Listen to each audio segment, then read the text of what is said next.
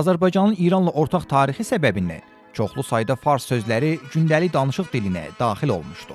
Onlardan bəziləri bunlardır: şəhər, şəkər, nigaran, dost, dürüst, pəncərə, pərdə, çarə, giriftar, xəstə, dəftər, abad, agah, zəng, rəng, bağ, bəxt. Bu sözlər Azərbaycan dilində geniş şəkildə işlənir. Fars sözlərindən əlavə, ərəb mənşəli sözlər də çox yayılmışdı.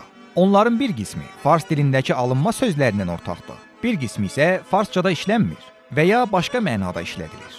Məsələn, əlaqə sözü Azərbaycan dilində münasibət, rabitə mənasında istifadə olunsa da, fars dilində istək, maraq mənasında istifadə olunur.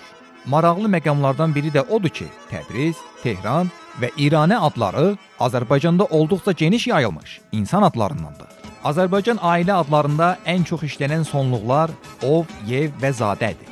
Son illərdə zadə sonluqlu soyadların sayı daha da artmış. Bəzi insanlar isə rus mənşəli ov-yev sonluğunu dəyişdirərək soyadlarını zadə formasına salmışlar.